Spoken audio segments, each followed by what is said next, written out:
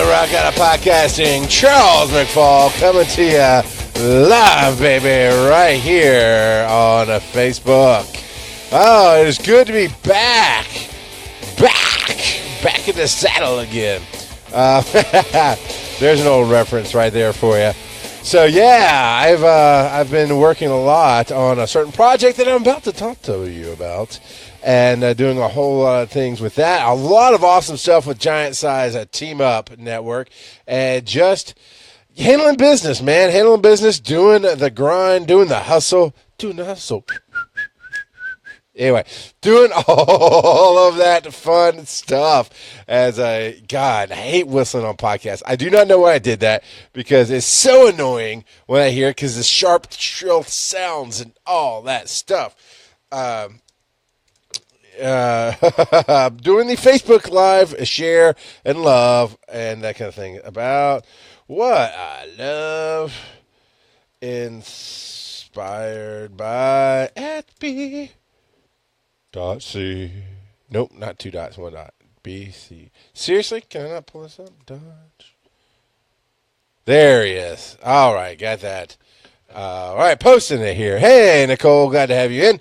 So yeah, today is a good day, man. I just saw a video on YouTube expressing. I didn't do it. I just got to see it. But I saw a video on YouTube expressing some of my own actual thoughts about Pokemon Go and about some of the people in the community who represent the community. And, you know, we get stuck. We get, as human beings or as media creators, right? I choose different paths to take to create media and how to do it. Here, I choose to say whatever the hell I want to say it however the hell I want to say it. You know, you're going to get some fuck shit dams in there. And you're going to get truth, though. You're going to get unabashed, unapologetic views on what I do, what I want to do, and how I do it. And because that's what this whole show is about. But I do understand my audience here, and I understand the warnings I give up front. For those of you who don't know, if you've never been here before, as you've already heard, there's a little not safe for work language going on. Sometimes there's not safe for work commentary or content, because you know what? I talk about the real human condition, and I talk about the things that go on. And sometimes I'll talk graphically about things I think you need to know about, not to be salacious, never to be clickbaity in any way, but to say, hey, let's cut through the bullshit and let's talk about life. This is Tony Robbins Motivation meets some Kevin Smith storytelling with that nutty sauce on the side and a little bit of Jim Switley truth telling and soul searching. That's what the Rock Out of Podcasting is all about. So I hope you stick around and tune in and have fun. It's been 3 minutes, and now we're going to start the show. This is called Chasing the Dragon. And that title does come from BC Dodge himself, as he inspired this conversation. But it's all about DragonCon and how I've gotten involved in DragonCon, and how really the whole path of DragonCon is just a physical manifestation of how I've lived my whole life. So the short version is you give to get, right? The short version is you plug in to help people. Man, there's so many people who miss out on success in life because they think, hey, I'll show up, I'll just be a rock star because I deserve to be a rock star. Podcasting is a huge industry that is rife with people like that. Turn on the microphone, record something. Maybe my audio is okay, maybe it's not. And speaking of audio being okay, right now you might hear, in fact, I'm going to make you hear the fan in my studio. All right, there you go. That shh. Because, Nicole, please do not curse. It offends me to the point that I want to cry. Hit the snowflake button. Parachute on out. Go find a nice show. Hey, you know what? You want a nice show that I do? Pokemon Go Podcast is a nice, clean show with no swearing. Breaking the Panels, another nice, clean show with no swearing. Go check those shows out. I guest on other shows with no swearing. Here, you're going to cry. That's all there is to it, darling. It's going to happen.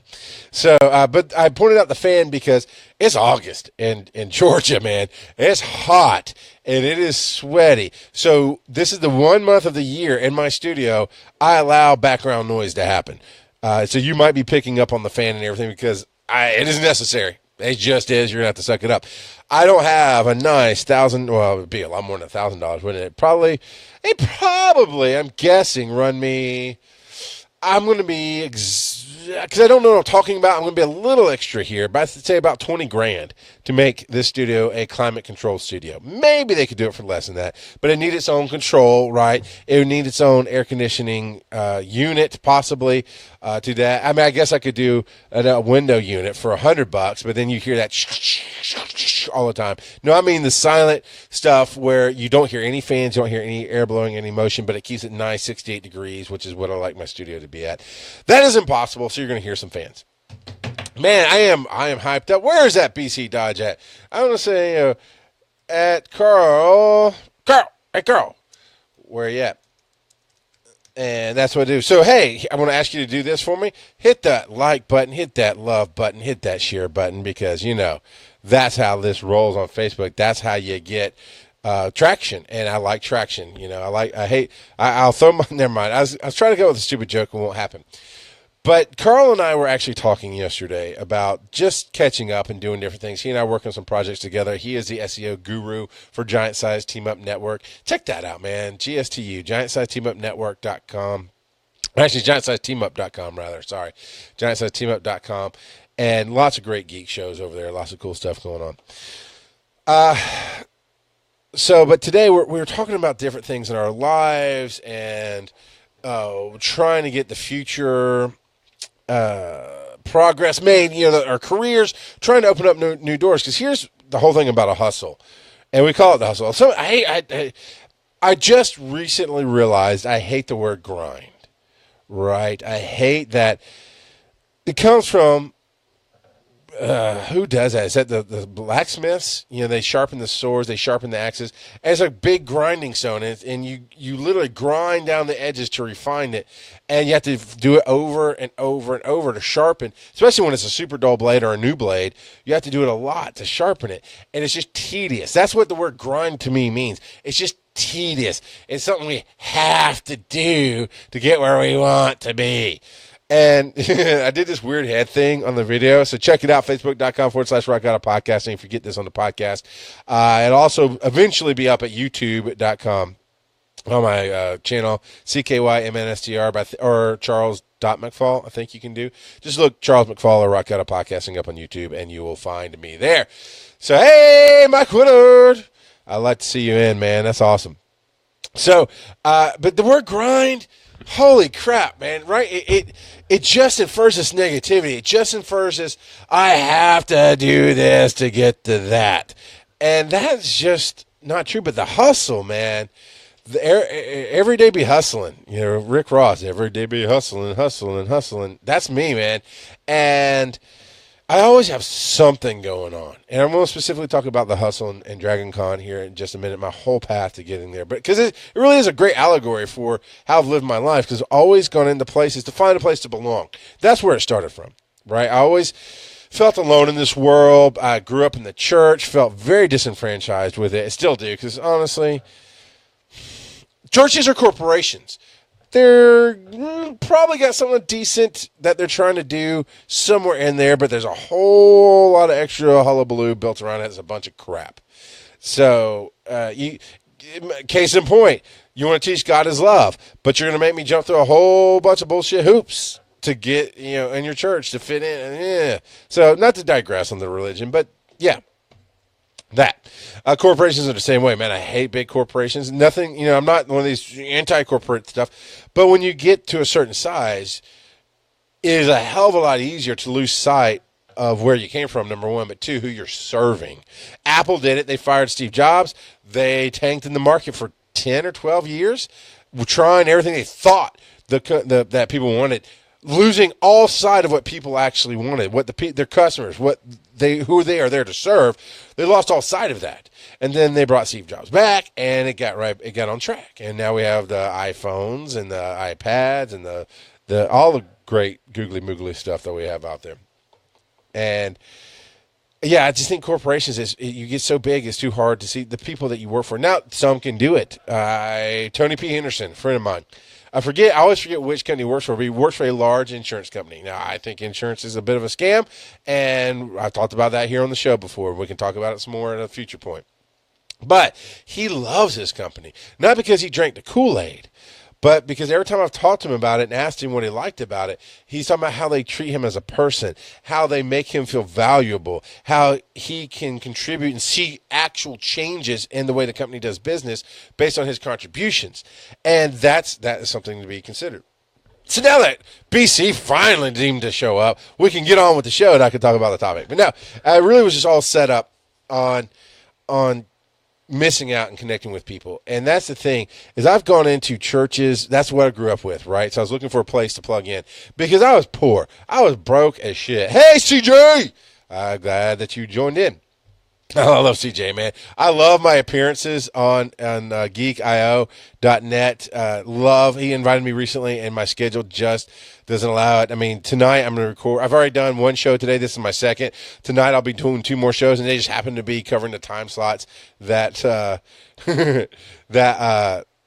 he's recording. But I just love the shenanigans over there. It's the best way to put it. I mean, I doubt they ever market their show that way, and I don't know how you'd market that show that way, but I can just tell you, it's just fun. It feels like a podcaster playground. It's just fun to go in and just have fun and make people laugh, and they make you laugh, and you're just sharing your passion, and it's a great thing. So check that out, geek-io.net. Love being on those shows, and I hate that I had to turn you down, man. It's I look forward to seeing you at DragonCon, though. We'll definitely hang out a little bit at DragonCon as much as I can. But that's what we're talking about today is DragonCon, and I'm going to share my journey. But, yeah, you go and you plug in. You go and you plug in to places. We do it for work, right? We try to find stuff to validate us at work. But I always went to church because I was broke as shit. And they were always preaching tithe and give money. And I'm walking into a giant building that I didn't have anything to do with building, and I don't give a shit about tithing. But I have skills and abilities. I can do music. I can do different variations on music. I can definitely do all your tech now. I can get you online. I can run all of your sound to make it sound crisp and clear and perfect in the way you want it. I can tell you exactly what you need to do. And church after church after church would just throw me aside because they just wanted money. And I didn't have money. But a lot of people I've noticed now on the flip side of that, I work with a group called Metron. And it's church adjacent. It's like TED Talks meets religion. I really find it an awesome place to be. And it's Metron Live is the podcast. The videos that I say I'm always behind the camera on that one, but I run all the broadcasts and tech for Metron. And yeah. We're still, a little side note, CJ asked, we're still on for streaming the podcast track. That is the plan. I mean, no, I have to say the plan because I always use those kind of conditioning words until I get there and plug it in and everything's ding, good to go. But yeah, just like I have the software to go to Facebook here right now, I've taken this exact computer, this camera, my tripod, and we have internet provided for us this year. Finally, we got that happening. So, yeah.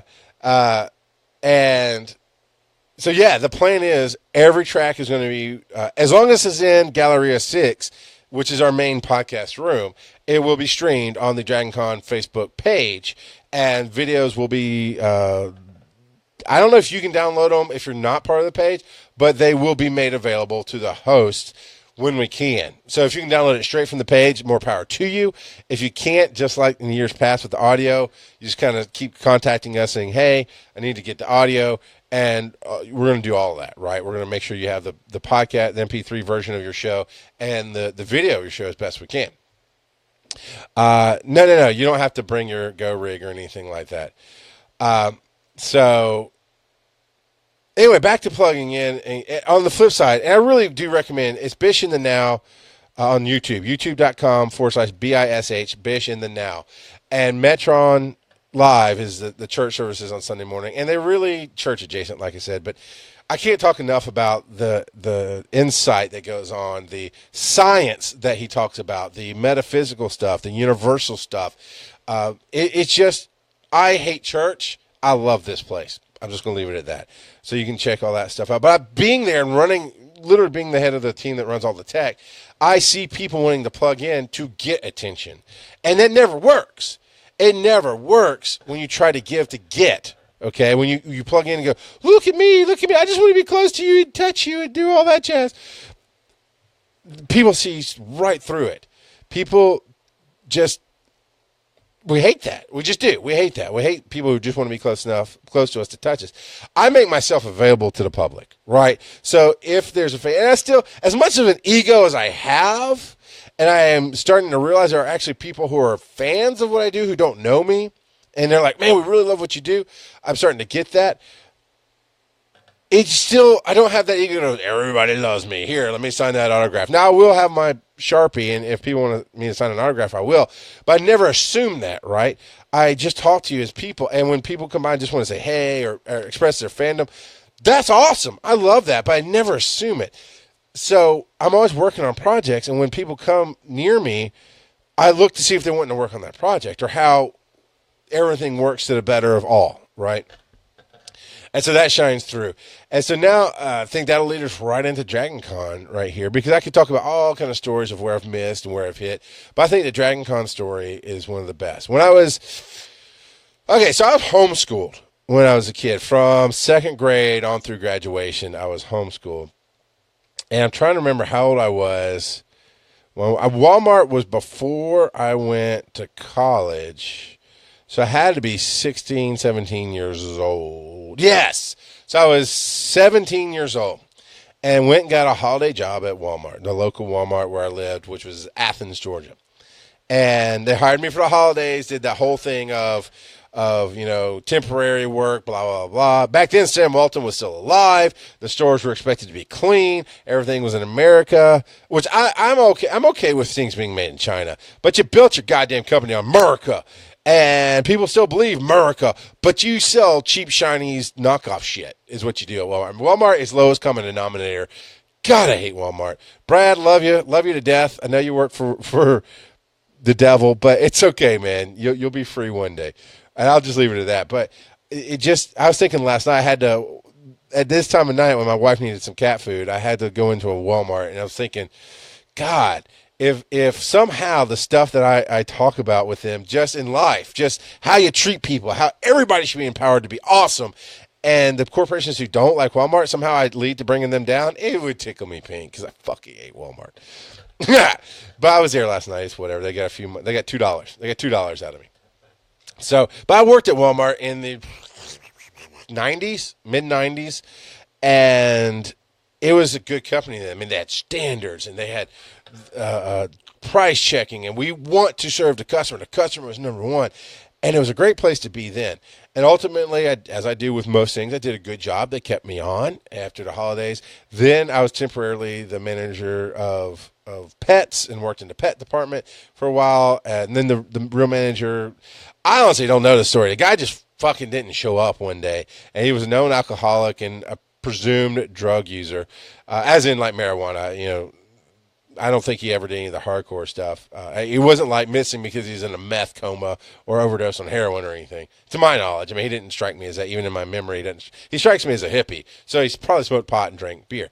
And that was my first exposure to some of the seedier things in life. This is before internet really came around, but bulletin boards were there. So I learned about how to find naked chicks on bulletin boards.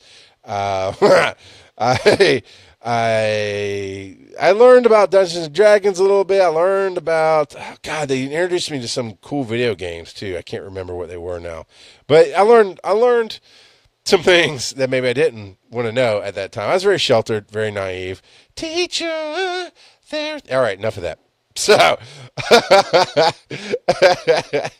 my point is though, that's where I heard about DragonCon. So this hippie guy, two guys were telling me about it. One is this big fat dude named Mitch. And I mean, he had neck beard. He is the goddamn definition of neck beard. I mean, he literally had a goatee, but would not shave from his ears down his jawline on his neck. It wasn't a bushy beard. It was just like 4 or 5 days growth. Enough to notice, like, God, you need a shower or something, man. There's something that just looks dirty. God, I never saw him clean shaven. He was a damn neckbeard. and God, the timing is off because when it comes through to you and then like CJ comments, I don't always understand what he's referencing because the timing's off. So I need to go back. I'll go back and watch the video to see when those comments come in to get some of the jokes. Because I'm sure they're funny because it looks funny. But he was telling me, he was the one that shared his 3.5 floppy disks of weird porn and fanfic and all that jazz from bulletin boards.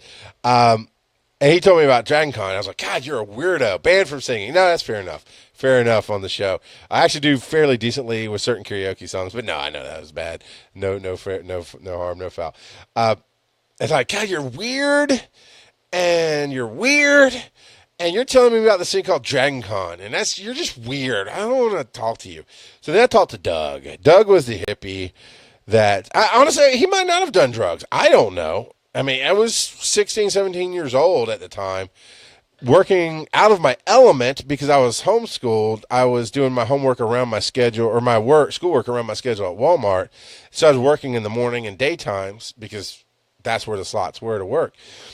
And even then, man, when Doug disappeared for, I don't know, 3, 4, 5 weeks, it was a while. It was a little while.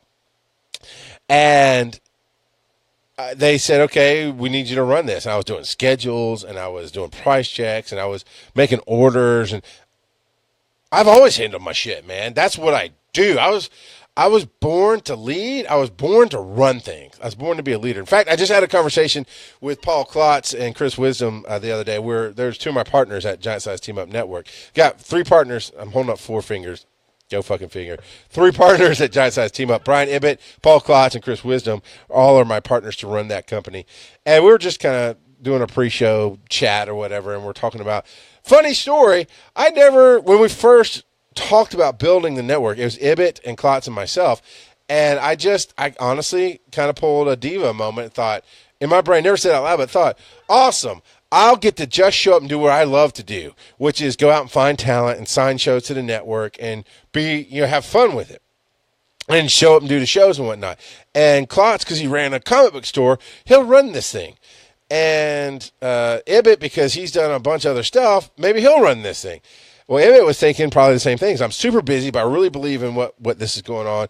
And to be fair, I was the one going, I was leading the conversation, right? I'm always the one with the passion. I'm always the one with the vision. That's not to say my partners can't have passion and vision. It's just that's how I am 24/7 is passion and vision. And assholiness and creepiness. I made Carl uncomfortable last night with me being creepy. It was so much fun. And by the way, this is not a fidget spinner. This is, just a little memory card reader mount that I have turned into. I've always done that. I've always fidgeted with it, but I'll put it down so it'll quit bothering you. All right, back to the story at hand. So I was talking to Klotz, and I was like, yeah, I never really wanted to. And he goes, bullshit. Why in your brain you might have thought that, do you really think you'd be happy taking second chair to anybody? I went, no, I would not be happy. I like running shit. I like being the leader. I like being out front going, this is where we need to go. But I also love having partners who are equal rights to me. I'll say, wait, no, we all have to be on board with that. That's not cool. Let's refine it. And each of them have done that in a different way, more than once. When I go, I got this idea, run, brrr, and like, whoa. And that clarifier is just as creepy. Thank you, Carl. So I've learned to trust them. They've learned to let me run a little bit ahead and get the ideas. And it is right. I'm born to lead. I am born to run. It is what I do. And no, I will tell you this truth. I have looked for a leader all of my life. I have looked for somebody I could just follow. And sometimes I will find somebody that for a period of time, I can sit underneath them, much like a master and a student. I can sit at the feet of the master, theoretically, spiritually, universally speaking, whatever you want to call it, and let them lead me. But eventually, I learn everything to then, I can be the protege. I was just watching Sherlock Holmes today. Not Sherlock Holmes, Elementary. I was watching Elementary today, which is also a Sherlock Holmes story. What he's talking about is his protege, and the matter is just her leaving was a matter of time. She was always destined to leave. And that's what I can be. I can be a protege. I can be a student of somebody and learn from them, but eventually I go and do things as a master myself, depending on what we're talking about. So I've looked for that leader all my life because for some reason, maybe I picked up a message that I'm not leadership material. Maybe I don't know. I don't know what I got, but I've looked for a leader. whatever. You got the idea. I'm going to move on. So I do love running things. I do love doing things. So yeah, as early as 16, 17, I mean, I'm sure there's stories before that. But at Walmart, I'm just stepping up. And I am scheduling people and telling them what to do and making the orders and keeping the thing under budget and running this department hands down. Making a profit, doing well, getting commendations for it. Or, commendation being like a little, here's a paper certificate we printed out. Good job.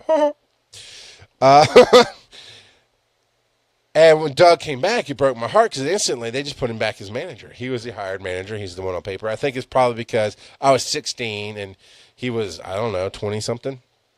I would say college age. That doesn't mean he was college, but college age, so 20 to 25 in there. And he was telling me about DragonCon one day. I was like, all right, Mitch was mentioning that. What's DragonCon? I'll get it. And this is in the early 90s. DragonCon started in 1987 in the basement of the Hilton as a tabletop gaming conference, right? Dungeons and Dragons, those kind of things. It has since expanded to do a hell of a lot more. It's really a fandom conference at this point, which I guess you could argue is a fandom conference then, is fandom of board games and tabletop games and things geeky like that wasn't, especially in 87, wasn't highly regarded as worthwhile. But now it's definitely about superheroes and sci-fi and all fandom things that are geeky. Basically, all geeky things that are fandom. I don't know how you want to say it. Celebrities are there. There's so many tracks. There's a science track and a skeptics track and a puppet track and a Trek track for Star Trek. There's a Brit track for British television and geekiness. We have, of course, the podcasting track. There's so much stuff. But by the time I heard about it, is at most 10 years old. And actually, 95, I graduated high school, and I was going to turn 17 that year. So I must have graduated high school, actually. Got my job at Walmart for a while. I got fired, which is a whole nother story. It's the only job I've ever actually legit been fired from. I've quit or left on good terms with pretty much everywhere else. And went on to do other things before I went to college. So yeah, so it's Christmas 94. It was Christmas 94. When I started, I was doing some school to finish up high school to graduate in April of 95. I graduated slightly early in 95. And so on and so forth. So he's telling me, so you're talking about not even 10 years old, 6, 7 years old at this time. And he's like, yeah, DragonCon. I was like, all right, man, what is this DragonCon? He goes, it's a bunch of geeks who get together. And the way he made it described it was like 2 hotels then or something like that. And you just go from room to room and you drink and there's people if you want to hook up and have sex and, there's all this, and you just go in and there's some board games. I was like, God, this sounds so dirty. Like gross, like nasty, like no fun. When do you sleep? You don't sleep, man. I don't even get a hotel room. I just show up and I walk the halls and I jump in a party. I mean, he didn't say it like this. I'm inferring from memory how I felt about what he was saying. And it just sounded so out of my element. It sounded so, I mean, you got to imagine too, at 16 years old, I'd been raised in the church my entire life. At that point, I had not broken off from the church. I had my issues, I had my anger, I had my rage, I had my damage. But I still felt like the church is where I belong. And I say it in a Muppet voice because that's how I personally feel if I ever think that church is where I belong. I don't belong in a church. Church can't handle me now. Jesus ain't got time for me. Not in your church, I mean, God, never mind. I'm just going to get off of that. There's a good church/religion show again coming. I did Faith versus Religion. That was a serious one. There's going to be one about me just kind of going off the rails and bashing some bullshit that's in churches, but that's not today. That's a different day. So that's my first exposure to DragonCon, was weirdos telling me about drinking and sex and all this stuff. I was like, oh, what? I don't know. I mean, 16 years old, and preacher's kid. No, I don't know. Just weirdness. So fast forward to 2011 is when Mordant and I really started doing Success Freaks. We called it The Other Side of Live at the time. I think, so I think it was that 2011 summer, we tried last minute, as Mordant does everything. He hears somebody going to give a speech, Dave Jackson, I think it was going to go give a speech. And even at that moment, Blog World was looking for, that's what they were calling it. Blog World was still looking for speakers. And there was a week away, and he's like, we should submit. I'm like, but dude, it's a week away. How the hell would we pay for tickets to New York City? How are we going to get a hotel room? There's no way in hell a week away they're still looking for speakers. It's not going to happen. No, his favorite phrase is, throw the backpack over the wall because you have to go get it. I'm going to throw your ass over the wall. But I did it. And honestly, had he not pushed, and he was wrong, because it was stupid. There was no way in hell to do it at that point. But had he not pushed, we wouldn't have tried. If we hadn't have tried, we wouldn't have gotten the open door to go to the winter one in Vegas that January. So I'm guessing it's 2012 that we did that. Because we had just changed our name to Success Freak. So it was after that first year of podcasting, 2011, that we changed our name. And we were officially changing it over on the cast. And January, the first week of January, was New Media Expo. That year is when they added the name. At Blog World, they announced the name is Blog World and New Media Expo is what they called it. So, yeah, we went to that. So I guess 2013, we'd already been, I imagine, twice. We had solidified our relationship with New Media Expo so that I could say, hey, we do some awesome stuff. There's this thing called DragonCon going on over here that I think you could partner with or learn from. A lot of the same people who go to New Media Expo on an entertainment level go here. And there's something missing from New Media Expo. So if you'll pay for my ticket, I will go and I'll do interviews and I'll look at what they're doing different, and I'll give you a report and send you all the audio of the interviews I do. You can use it for promotional materials, whatever you want to do. And they said yes. And they bought my ticket for me. So I'm pretty sure that's probably 2013. So I think this is my 5th year. This is 2017 as of the recording. So 13, 14, 15, 16, see, 13, 14, 15, 16. Yeah. I think this is my 5th year, so that would be right. So I go expecting to not know what the hell is going on. My only knowledge of it was that, drunken orgies, which sounds so gross with especially with the fat neck beard and the skinny hippie. It just sounds like something I never want to do.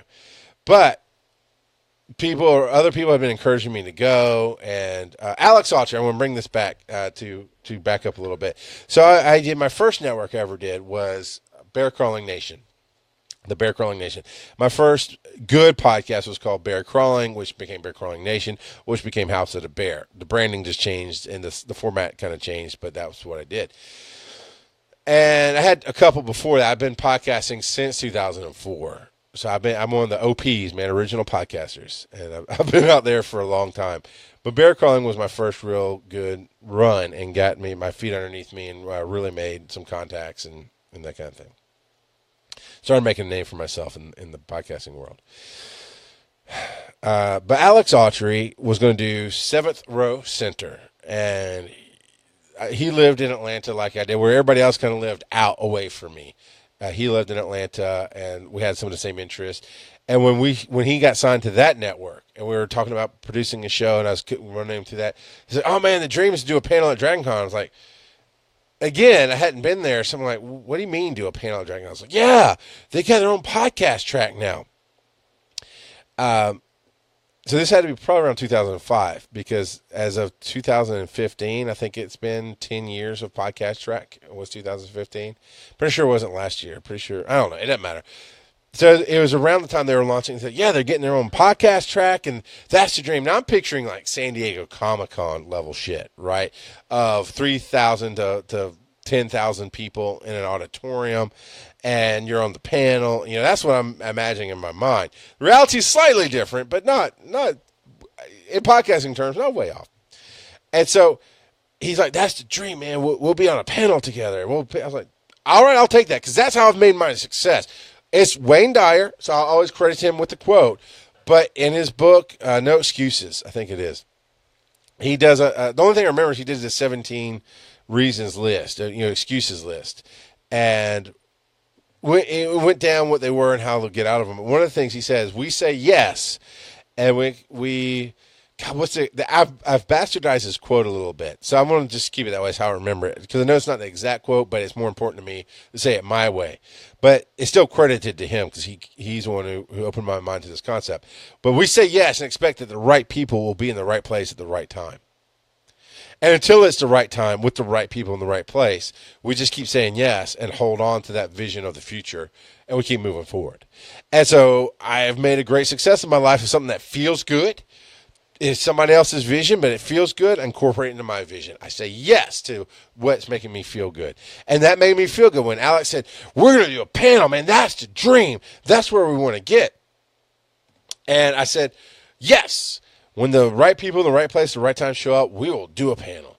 And actually, to his credit, outside of DragonCon, it was a little tiny music con called Ale Con. It was 3/4 ale. I think it's or like a Renaissance period band, if you will. It's musicians, and they have their own fans, of course, and they're big enough that they did their own little 2-day con.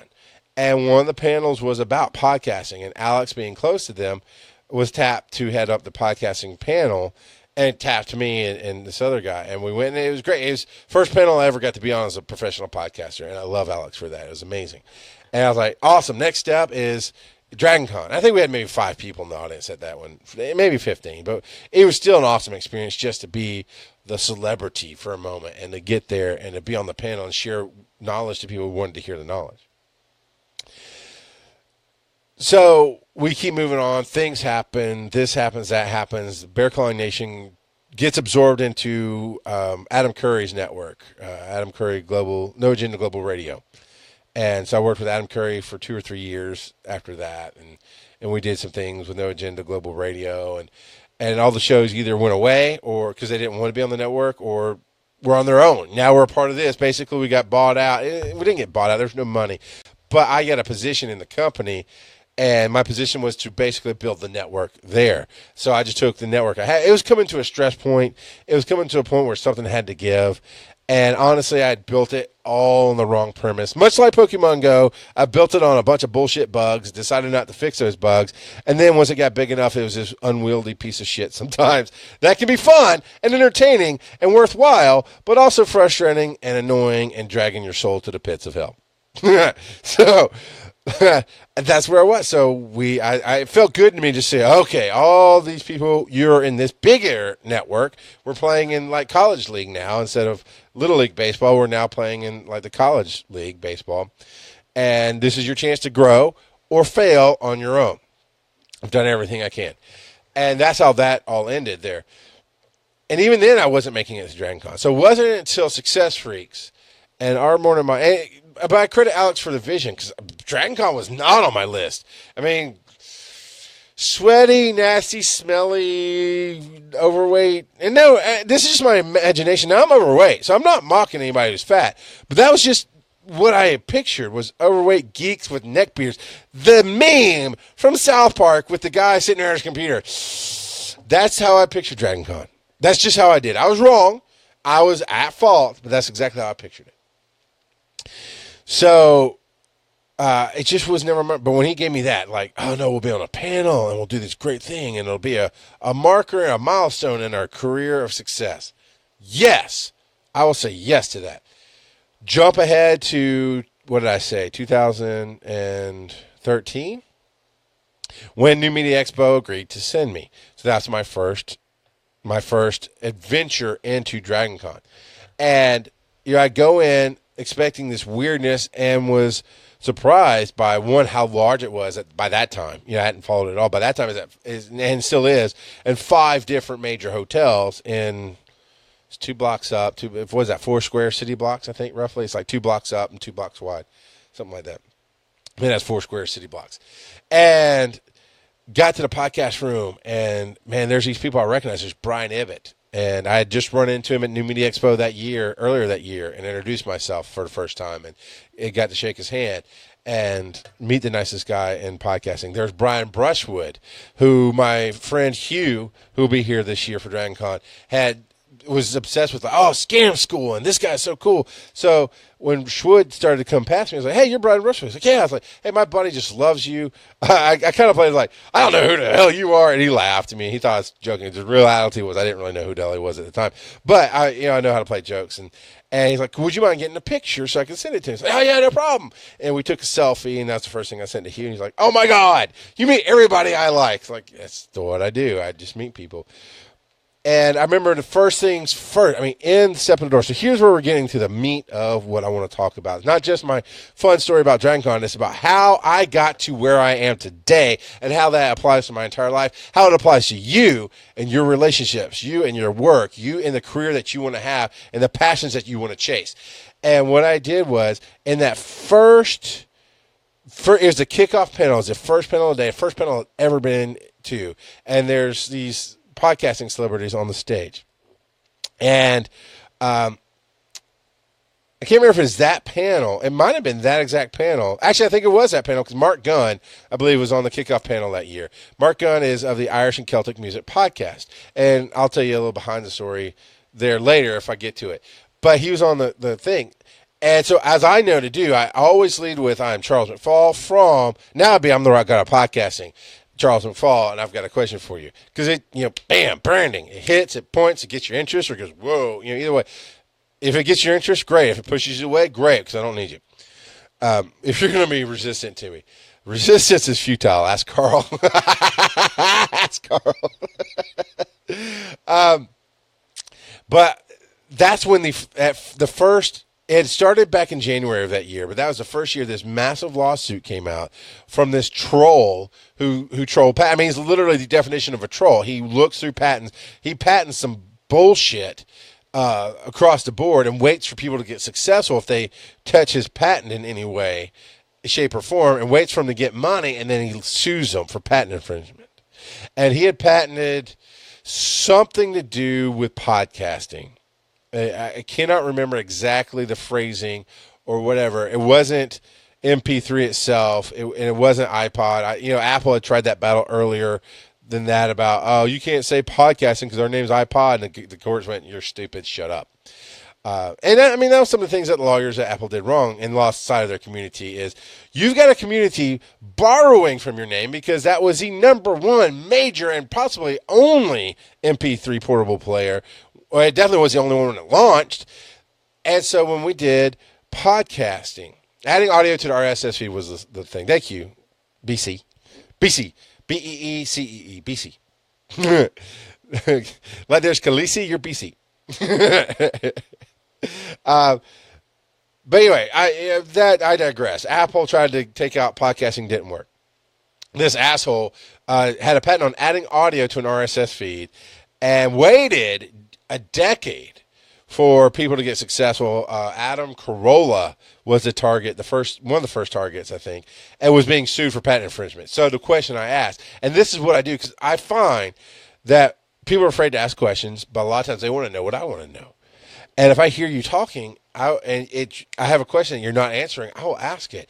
And I don't know if I was one of the first askers or not, but I'm sitting in the back of the room. I leave with, hey, I'm Charles McFall from Success Freaks, and I got a question. And Mark Gunn goes, I think I asked my question. People talked about it. He goes, hey, you said you're Success Freaks, right? Do you know our Morning Mon? I'm like, yeah, that's my partner. That's my show. He goes, dude, I named your show. And instant cred. It was just fate, right? It's just universal. Yes, we say yes and expect the right people will be there at the right time in the right place. That's all that was.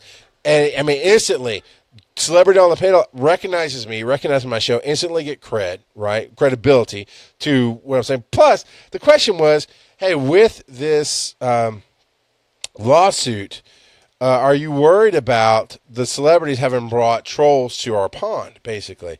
And I remember Ibbott saying all the flood raises all boats, or the tide, whatever that saying is. Everybody gets lifted. So when celebrities come along, like Adam Carolla and This Week in Tech jackass, I can't think of his name now. When they come along, Mark Maron's of the world, they help bring up all podcasters. And it was a good question, and people really liked it, and they got a good discussion out of it. And many panels after that I attended, I would have a question, and I would step up, and I would say who I was, the show I was from, and asked a question. And that's all I did that year. Now, I met people. I shook hands. I did interviews with people like Lynn Peralta that I recognize, and, of course, Brian Ibbett, Brian Brushwood, and Justin Robert Young. All your names I recognize. Scott Sigler, which actually I've known Scott Sigler since his second book, I think. I was fortunate enough to meet him when he was up-and-coming nobody. And, I mean, because I think now if you meet Scott, it's a hell of a lot harder to get into his inner circle because of he's this massively awesome artist and author and content creator. It just does this amazing job in the podcasting field with all of that. But I got to meet him. I think it was his second book out. We were trying to get him on the show, and it didn't work out, but he felt bad about it. So he let me sponsor for free some section of his show, gave me a shout out from whatever. We've stayed in touch. And then, in fact, that New Media Expo that I went to where I met Brian Ibbett, I got to meet A for the first time face to face, and we really connected. And actually, she and I are much closer than Scott. Scott and I shake hands. We talk. We maybe get a beer every once in a while, but A's really, who I sit and talk with for a good 30, 45 minutes when I can. Anyway, A is his business partner and handles a lot of his schedule. So, anyway, I did interviews with all these people for New Media Expo and asked them what they thought the difference was. And all of them, or most all of them, had been to both conferences, right? And, they were giving me good feedback on the differences between DragonCon and New Media Expo, so on and so forth. So I'm giving to the community. I'm just inserting myself in a productive, connected way. And that's the number one. Point number one, congregation, if you're following in the notes, point number one is you fucking give to make it better. That's what you do. You give to make it better. So when I ask a question, it's to benefit the whole community. It's to benefit the people in the room. It is absolutely to benefit myself because I want to know the answer. And in asking the question to get the answer I want, I'm adding to the community. Now, the self-serving part of that, of course, is putting my name out there in whatever show I'm tied to at the time. Now it's a little more difficult because I run Giant Size Team Up Network, right? I'm the official CEO of that. I also am on Breaking the Panel, which I love to promote. I'm also on Pokemon Go podcast, which I love to promote. I am on EMS Underground, which I'm paid to be there. So the promotion is, my hands are a little bit tighter on that, tied because I have bosses to answer to for there. But then, of course, there's Rock Out Podcasting, which is my heart. It's my passion. It is a passion project. Unless you go to patreon.com/Rock Out Podcasting and help out. Right now, it's still a passion project, so it does slip a little bit. It falls a little bit behind some of the other things that I work on, and when life gets busy or tired. I think I still haven't put up the podcast from the last recording. It is always here on Facebook. And the video section is supposed to be getting better and better to be more central to Facebook and finding the videos. But I'm still a podcaster at heart. I love being seen. I love having my face out there, so I love the video. I love the tool of Facebook at this point in time. Man, Carl, I need to do that. Maybe I should actually have you on. I don't do that with this show, though. So it's going to be weird. Maybe it'll be a Rock God one-off where we just have a conversation over a beer. Or you don't drink beer, so you'll have coffee or whatever. But we'll have a conversation about the SEO tools. Not SEO. I don't want SEO. The social media tools and the growth of the podcast as an industry. Because Facebook, when it first came out, I was podcasting. It was shit. I was on it. It was shit. And we were on MySpace instead. Then what we know as Facebook today launched, 2006, 2007? Hugh was my co-host on Bear Crawling Nation then. Bear Crawling was started late 2006. Officially started 2007, I guess. I think is when I do the official date on that. So yeah, about 2008, 2009 is what we know of Facebook today. And it is increasingly giving us more tools and more. It takes some away, but it's giving us more tools and stuff. And this video, the way this video reaches, the way this gets out there, it's Carl wants his show to be a pay-per-view episode. But I love how Facebook reaches and gets the word out to people so you can connect in and chat with me like they're doing now live. But I still love the podcast. I know for me, the podcast is a hell of a lot easier.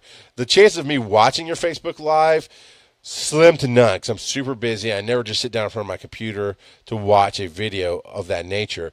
But I will download the show and listen to it in my car to all my gigs and back and forth between everything that I do on the hustle. Every time I do that now, hustle. I just can't. It's in my brain now. I have to. Anyway. But I give because I love to give. And that's the other part of what we're talking about. That's the other part of what Carl and I were talking about yesterday. When you love it, when it is your passion, it is never a grind. And Carl, that's the part you missed when you were on the phone earlier when I was setting up the show. I hate the word grind. It's just that negative thing. But hustle is a positive. It's like I'm out there and I'm moving and I'm doing and I'm active. Where grind is like, it's just negative. But we tapped on that yesterday about when you love it, it's right. It's no matter how hard or difficult something is, it seems easy.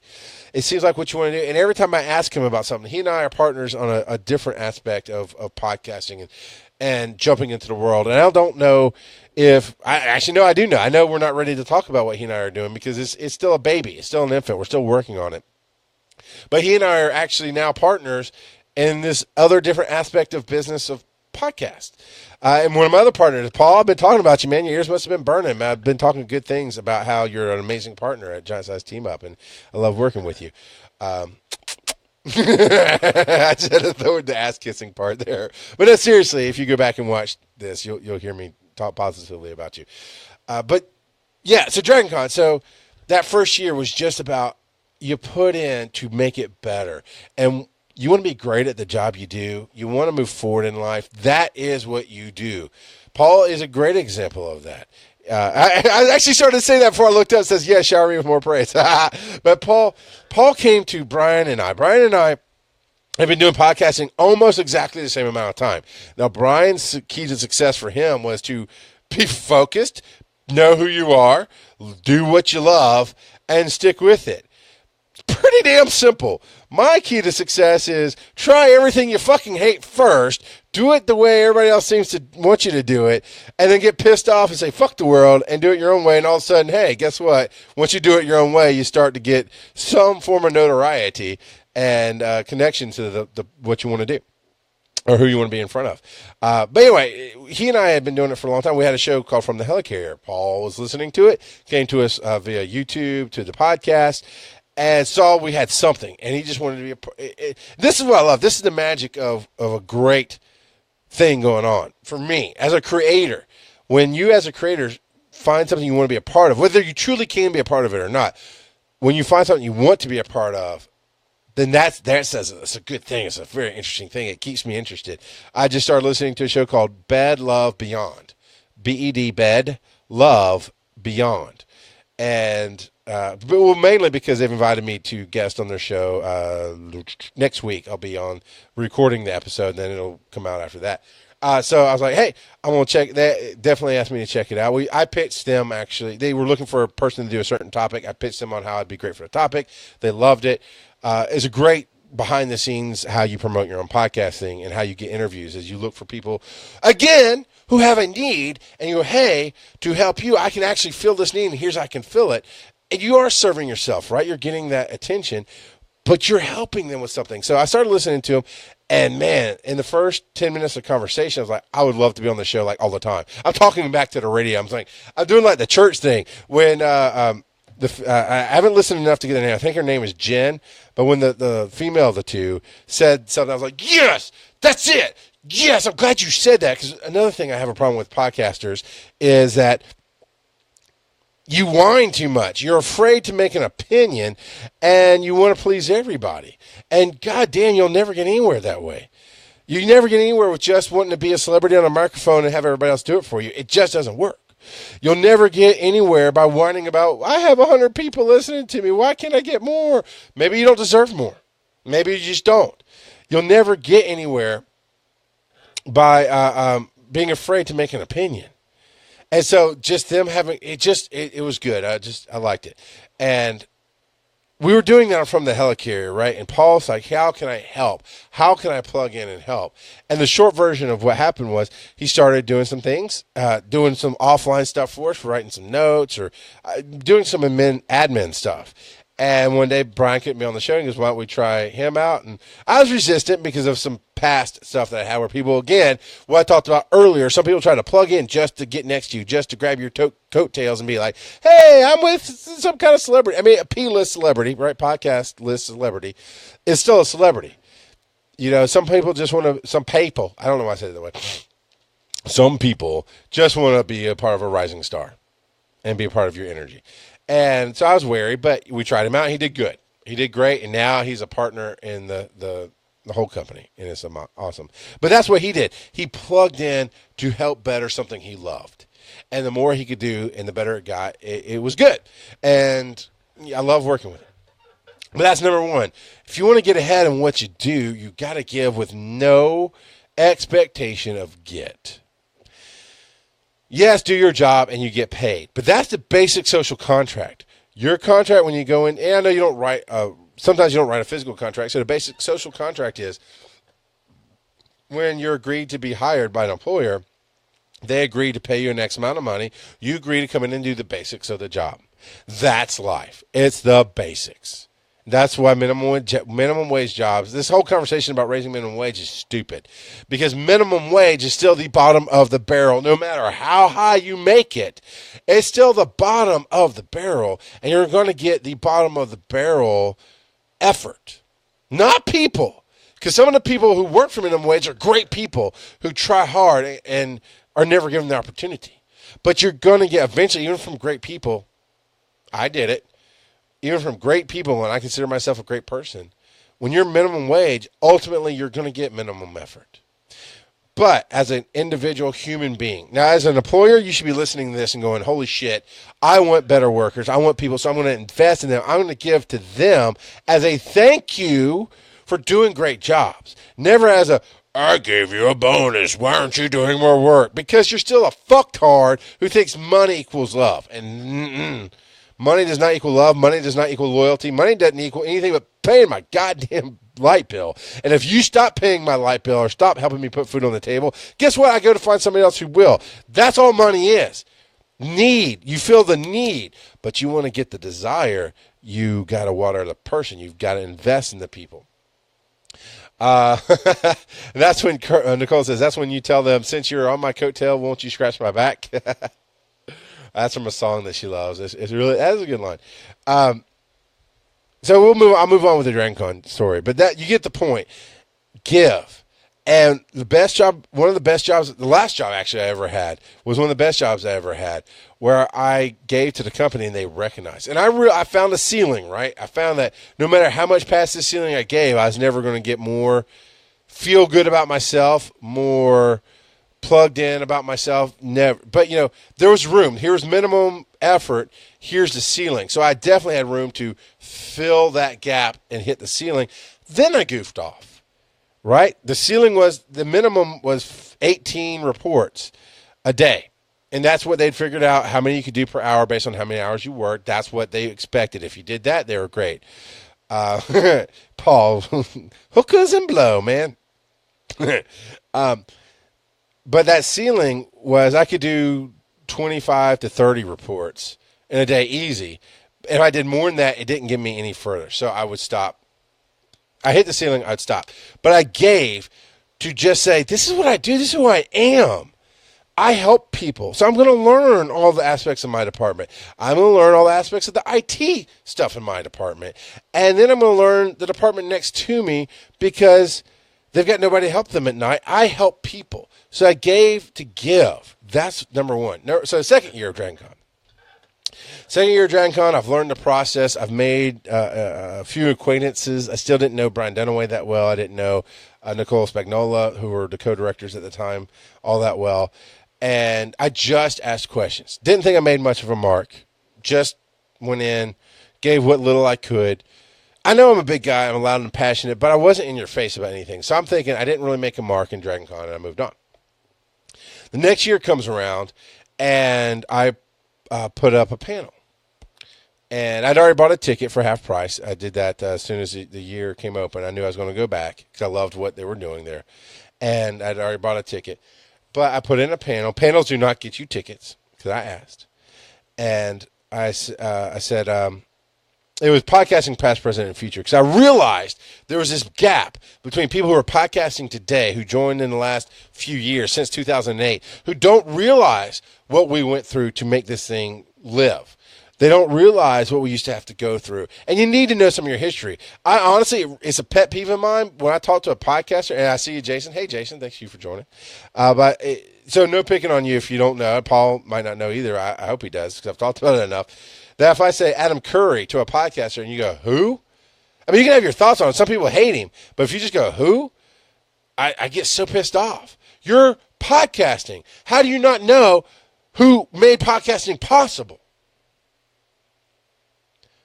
Blueberry, Libsyn, those are two big companies.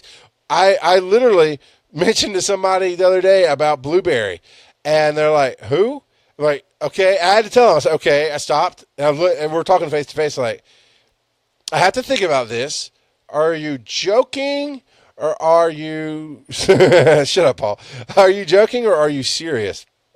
And he's like, no, I'm not really sure who that is. Okay.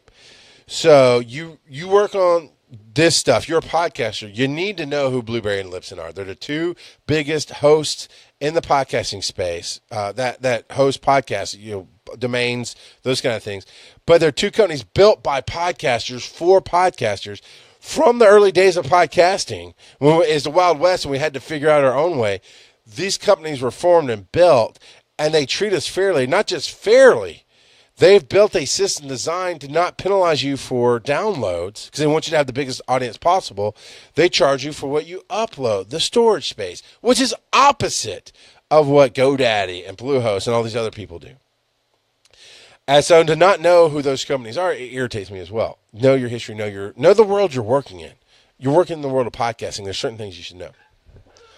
I think Rock Out of Podcasting is one of those things you should know, but that's just me. Brian Ibbett. You should know who the fuck Brian Ibbett is. You should know who Scott Johnson is. You should know who, the old nasty fart of Podcast One. I just lost his name, but you should know who he is because he's a dick who'll try to steal your soul. But you should know certain things. Anyway, second year, I pitched Podcasting Past, Present, Future. It gets picked up. They love the idea of the panel. And that year I discovered that you could apply to be an attending pro. I'm like, why the fuck not, right? In the world of podcasting, I should be considered a pro. I've been doing it since 2004. I said it right, 2004. I've been in this business for, 13 years now? Not at the time. At the time, it was about 9 years, 8 or 9 years, somewhere in there. And when I was applying for pro. So I put in this thing about working with Adam Curry and helping build that network and working with Dave Jackson and being a specialist on this show as a live guy and everything I've done in podcasting to try to sell that I'm a pro. And I got pro status. And I was like, what the fuck? And woo! And just, made my world. Well, it turns out, little backstory here, because I talked to Brian Dunaway actually this year about it. About the pro and how I got it and how it works and getting more insight on it. And he goes, yeah, when you came in to that first year that you were there and you were asking the questions, man, I just knew there's something about you. You were just so plugged in and passionate about podcasting. Like, we need this guy. And so when my name came across his virtual desk to say, hey, should they get pro status? He said, yes. That's how it happened. It wasn't because of the things I did. It wasn't because of the sell that I put on. It was because I gave to give. And I didn't know that. Didn't know that till this year, but that's how that worked. So the second year when I was a pro, had one panel. I think I ended up helping on one or two other panels there that year, but one official panel is what I was on. And just had a great time with it. But again, here's what I remember from that year is I'm sitting there still not thinking I'm anybody special, right? Not in this world, in this DragonCon community, they still don't know me yet. And I happened to be sitting on the front row, close to Brian Dunaway, and it was a network panel. We were about to launch. We were talking about, Klotz and Ibbett and I had already talked about setting up, we were calling it from the Helicarrier network then, but and I was going to make an announcement there at that DragonCon. But I said, hey, they're having a panel about networks, and they have these 3 or 4 people who are on or run networks, and that's a great place to go and learn from the people who supposedly know what they're doing about how maybe we should structure some things.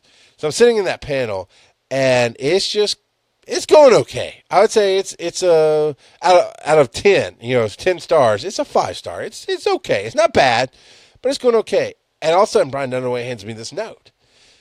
And I was like, what the fuck? All right.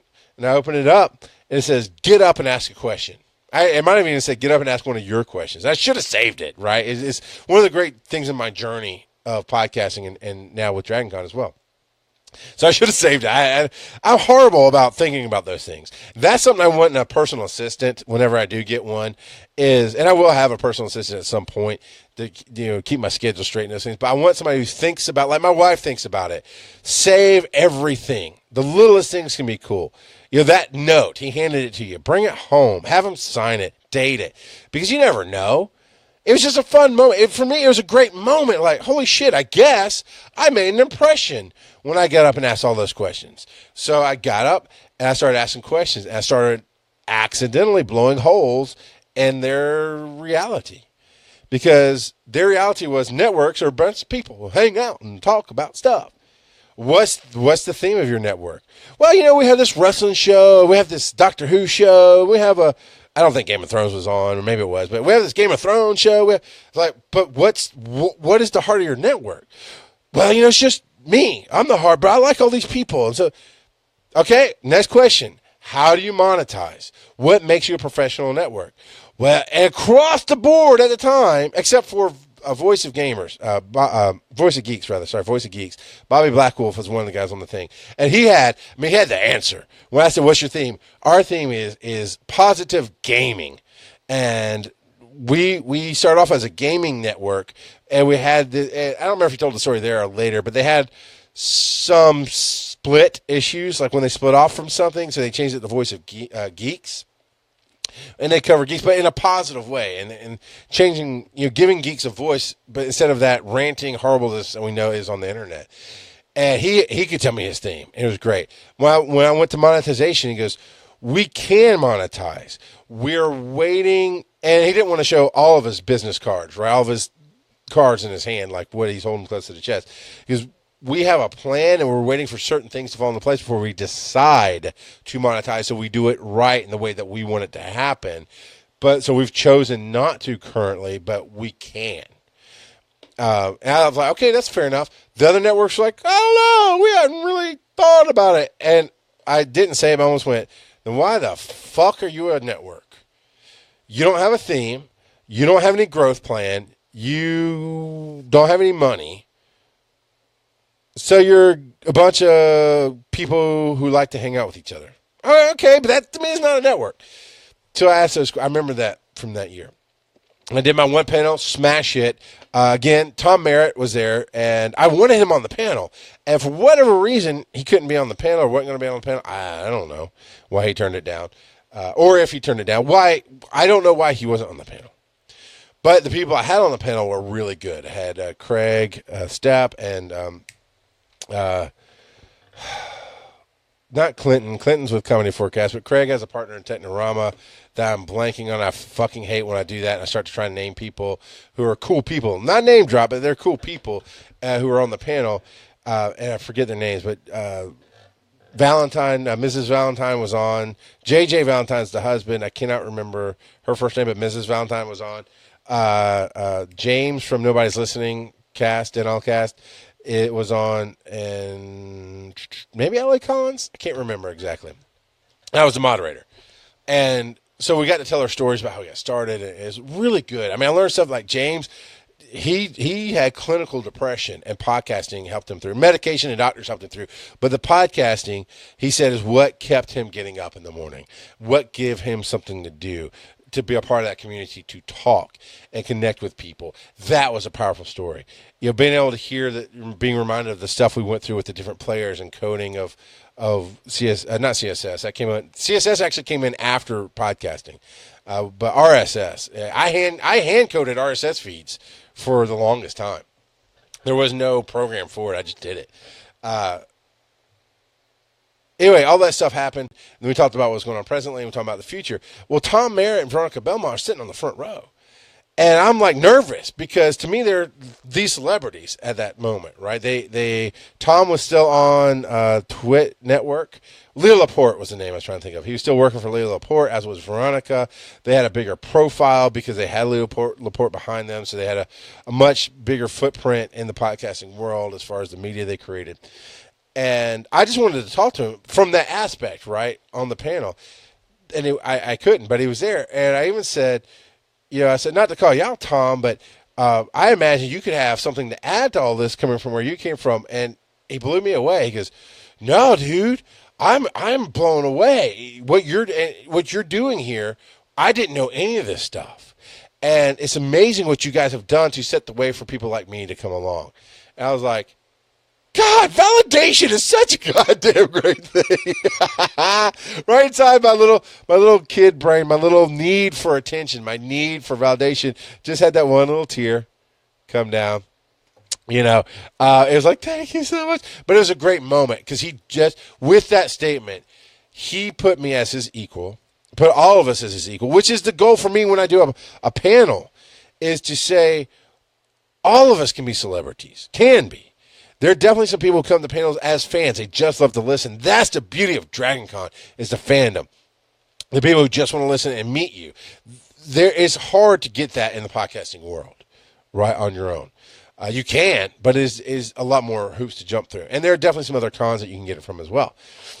But yeah, that was just amazing to do that whole professional thing. So that was that year. And that was, the second thing that I want to point out to people is, you never know the story that goes behind where you get to, but just giving to give leads to greater opportunities. And that was what DragonCon there was for me. It was, I finally get to share some of these things that are in my brain that never get out into the world. And not only did I do that, I had a panel full of people I respected who had basically been there shoulder to shoulder with me, because I knew all of them. Except for Mrs. Valentine. She was new to me, but she was a great addition. She was a great addition to the panel. And that's something else I learned from DragonCon and from putting in. Sometimes when we say yes, and again, for those of you who are new, just tuned in right now, I did credit this to Wayne Dyer, Dr. Wayne Dyer. But for those of us who say yes, and wait for the right people to be there at the right place in the right time, you have to let go of what you think that looks like. Because all I did was put in a panel that I think was important for the community to hear, that I think the information to share was important. And I found some people who were going to be there. And then Dunaway and Spag put the rest of the people on the panel and gave people I never met, never could see coming, a chance to share information that was important to the community that I learned from. So when you say yes, when you don't know, but you're following your passion and you're doing that hustle and you're going for what you love, not only is it easy, you get to places you never thought you would be. And that's what I love about it. About DragonCon, about the hustle, about getting out there, doing what I love. Because then I got this amazing compliment from Tom Merritt, who was important to me to get that compliment from then. Now we're buddies. Now I get the name drop Tom Merritt, but no, we're buddies. I've gotten to be on Current Geek with him. Anytime we see each other, we go have a beer or something. It's cool. And if I had a show that he would fit on, that fits into his schedule, he'd be on it in a heartbeat. But also, to speak to his name, or to his character, he's one of the guys that even on when he was, I think he's bigger now than ever before as far as celebrity, as far as professional podcasting and what he's doing. But when he was a in-your-face celebrity on This Week in Tech, he would be on anybody's podcast. If you reached out to him and he could fit into his schedule, he'd be there. That is a podcaster by heart. That is a podcaster. So the third year, I got a few more panels. I've been a pro ever since then, an attending pro. The third year, I got a few more panels. Last year was year number 4, and that was when Brian Dunaway, towards July, so it's Labor Day weekend every year. And so towards the end of July, 1st of August, Dunaway's like, hey, would you like to be a volunteer this year? I have a spot. And I was like, sure, because I love helping. I love doing these things. So I'm going to be there anyway. Any chance I can to help you make it better, to make it easier for you, to get my fingers in and influence the growth of something that I love, I will be there. So last year I got to be a volunteer as well as a pro. And I got to moderate a ton of panels. He's like, hey, what, you want to do this one? You want to do that one? So I got to be on a few more panels than anticipated.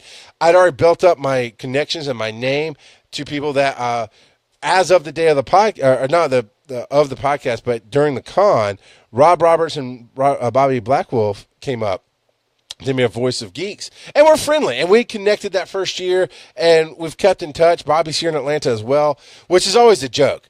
I talk to Rob more in California than I do to Bobby, who's here in my backyard.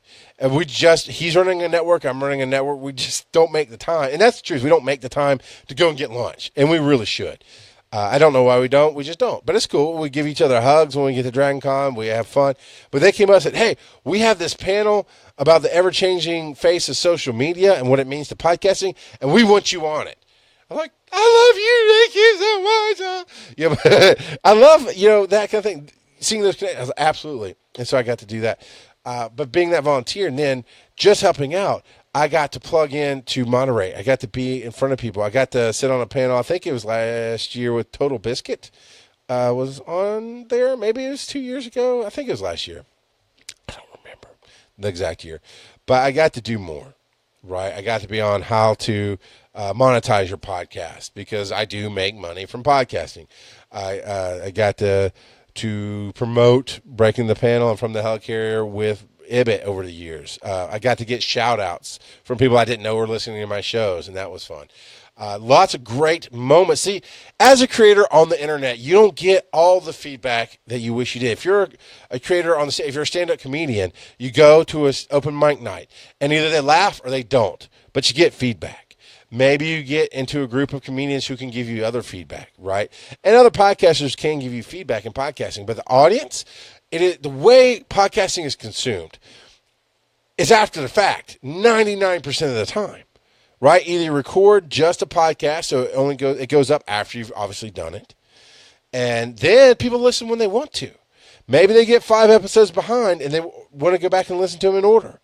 Maybe they just skip 5 and listen to the 6th episode that comes out. I do that with DC on Screen because when they were doing, and I know they're changing up their format, but when they were doing all of their in-depth reviews of all the shows, well, I don't watch all the shows. Like I'm in second season of Gotham. Gotham's on season 5 right now, I think. So I don't listen to those shows, so I skip them, right? But I might miss something that's going on in their life. I might miss a chance to feedback. People sometimes just don't take the time to email, to Twitter, to Facebook to say, hey, I love what you're doing. I'm a fan. Thank you. Fan pages help out, right? Being a fan on the fan page helps out. Likes, shares, seeing that kind of thing helps out. But direct feedback is important to all creators, all people who make media, who push things forward. I mean, that's why, we're probably going to talk about on Breaking the Panel tonight. That's why directors get butthurt when somebody just craps all over their stuff. Because they're creators, and maybe that's the only feedback they're getting is this person, this jackass, who makes a living crapping on things, crapping on your thing. Well, we need better feedback. If you're a good director, you get more high-paying jobs. That is actually pretty damn good feedback. As a podcaster, that doesn't exist yet. As a podcaster, doing a great job doesn't get you a better-paying job. It gets you some notoriety. It gets you some credibility. It gets you some reach to say, I can make some money at it, or I can do that. But what it's done for me is open more doors to work with more people. And that's where my income comes from, is working with those people. So last year, being a part of it, the last big thing I want to talk about with DragonCon, about where my path has been. So it went from thinking DragonCon was a whole bunch of nasty people drinking and wanting to have sex with each other and sweating everybody, and just this ugly thought of, why would I ever want to go to that? To, man, it's crazy awesome fandom. To the world of podcasting there does really, really well. And I love being treated like a rock star. I'm not going to lie. I love being treated like a rock star.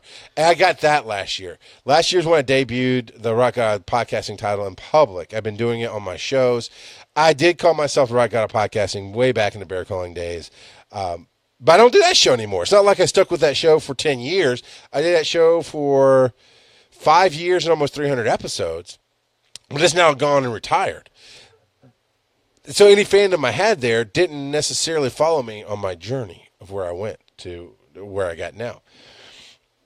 And so I said, and everything was about branding. Everything I introduced myself, so I'm Rock God of Podcasting, Charles McFall. And when I'm on the panels, that's what I'd put on the name boards, was Rock God of Podcasting, Charles McFall, or at Rock God of Pod, or something like that. So I got to tell you, man, I was walking through the Hall of Fame with my daughter. And randomly I hear, hey, Rock on a Podcasting. Sorry, he said Rock on a Podcasting. I got my Twitter handle stuck in my brain right now. But Rock on a Podcasting. I was like, whoops, what? Yeah, hey. And like, hey, man, you had a great panel. I just want to say you had a great panel earlier today or yesterday or whenever it was. And thank you, man. It was so awesome. Like, I wanted to hug him like, you're so precious. Can I take you home? You're my favorite. Because Ibbot, it kind of, he acknowledges it, right? He's cool with it now. When I first started introducing myself as Rock Got a Pod, it strikes you as odd at first. And so he never mocked me. He supported it, but he was the toast god of podcasting or the nice god of I mean, we had fun with it for a while, for sure.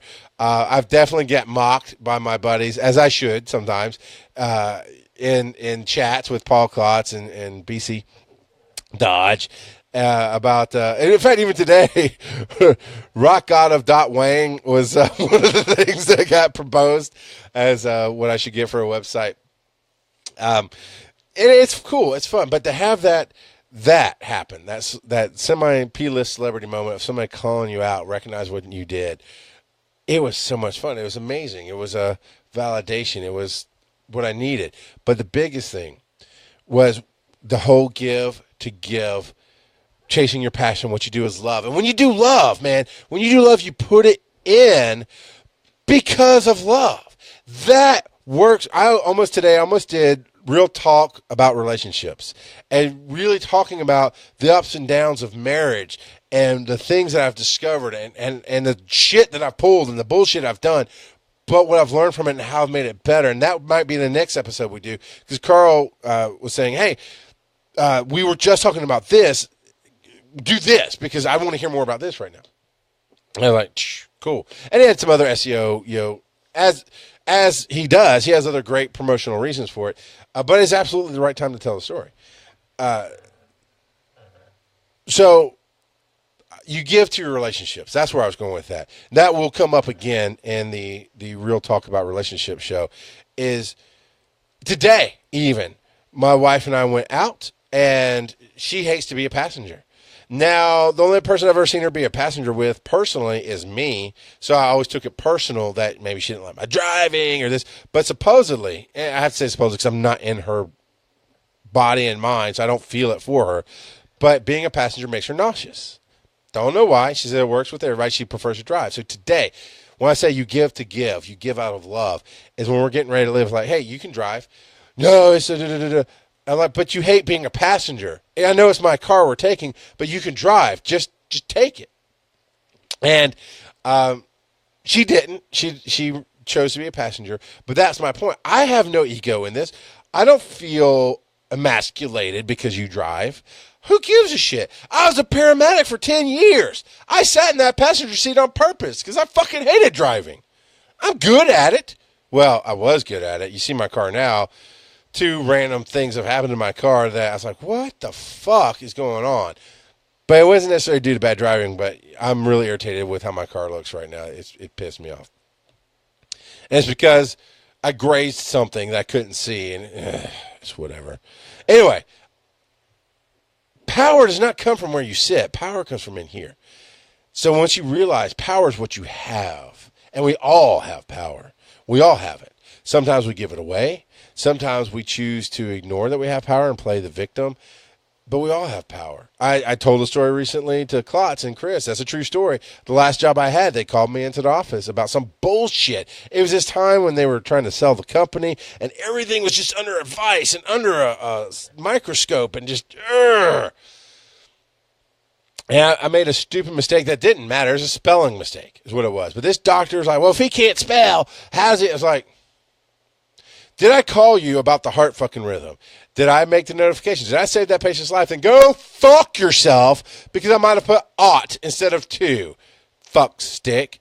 Anyway, they called me in to try to write me up for that, and they were putting too much pressure. And the short version is, I was like, I still have my numbers. I'll go get on the ambulance. This is not, I'm lucky to be here. This is not, you're lucky to have me. This is exactly, we bring stuff to the table and we have an agreement to work together. And if you want to be an asshole, I'll just go get back on the truck. And they're like, I guess you can go back to your desk now. I was like, Thank you very much. And I went back and I did my job and never raised hell about it. Never. But the point was, I knew I had power. I knew who I was. I knew what my options were. I knew they had power. They absolutely had the power of the paycheck. They had the power of authority over me. They had all kind of power, personal human being power as well. But we had equal power. And me going, I know I have power, so do you want to try to fight this battle that's stupid, or would you rather me go back and do what I do best? They chose go back and do what you do best. And that's, I mean, all this. So that came out of the story of riding with my wife. But I gave out of love. I said, you can drive my car. Where you sit doesn't bring you power. It doesn't make you a man. Giving her the opportunity to drive and not be nauseous makes you a loving husband and somebody who cares. So little things like that. More of that will come up in the Real Talk relationship story. But all that said, this whole path to DragonCon, this whole line that I've taken is just giving because you love. And that's something that Carl and I talked about when in our partnership. What we're trying to do is in a certain arena dealing with podcasting, the partnership is I'm going to do what I love, which is the grunt work, which is the, well, a lot of people feel is the grind, but it's the hustle to me. It's the okay, this needs to be done. It's going to be a little tedious, but man, I do love doing it. I do love knowing that at the end of it, I've made sure it's the way I want it to look. And the way I want it to look has been proven over and over and over again to be good for the community, because my heart is let's make the community better. Let's make podcasting better. Let's grow everything. And by doing that, by being one of the voice leaders, one of the thought leaders, one of the podcasting leaders in the community, it does get me more notoriety because I'm the one saying I'll do it. I'll say yes. And the right people show up at the right place at the right goddamn time. And then it looks like magic. And then all of a sudden I'm this rock star. When really I've just done it year after year after year in my entire life. Now, only in podcasting, I've only done it. I didn't even do it in the first couple of years of podcasting. So I'd say out of, what did I figure out today? 13 years of podcasting. About 13 years of podcasting.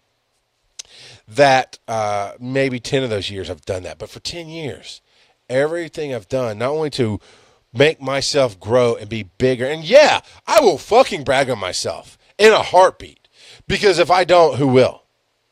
Now, Botched, man. I want to give you something about Botched.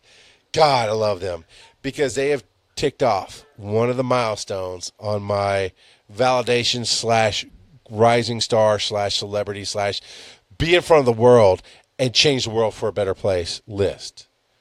And that was, they got something that I'm a part of and do. They loved it enough to put their spin on it and trash the shit out of it. And it brought tears to my eyes. I was laughing. And that was the latest Botched episode. When they do a break, instead of doing the Patreon break, they being Phil in this particular case, proceed to trash Breaking the Panel. And if you really listen to it, you understand the fandom and the love for what we do over there that went into them then finding a way to poo-poo on it in a fun way. It made my day without them even knowing it. Paul and Ibbot and Wisdom have made my day many a time over off of that list, checking marks of, hey, people I respect. And I do respect Paul, and I do respect Chris. And I definitely, first in line was I respected Ibbot for everything he's done. So for Ibbot to recognize in me that we could do something great, boom, checklist. Somebody I respect actually saw that, well, I believe I do good. They validated, say you do very well. And then they helped take the time to refine some of the shit I did poorly.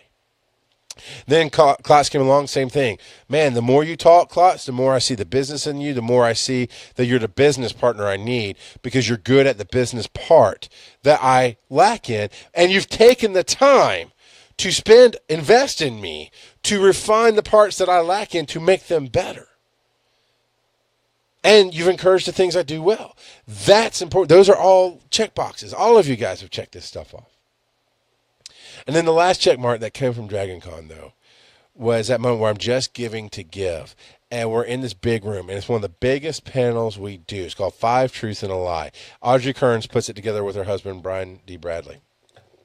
And it's all celebrities. And it's this thing that they've done in L.A.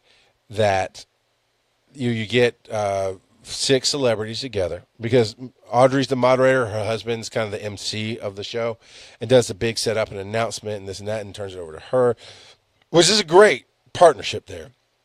It's a great, hey, even though he's a celebrity writer. He wrote, he was the one part of the duo that wrote Uncle Buck for ABC last year, which is an okay show. I liked his sense of humor. The show itself didn't quite work, but it was a good attempt. It was a great piece of work that he did, and I enjoyed it. Obviously, the world didn't quite because it got canceled, unfortunately. But maybe it was NBC. I don't remember what channel it was. But anyway, he does his own great work in his own right?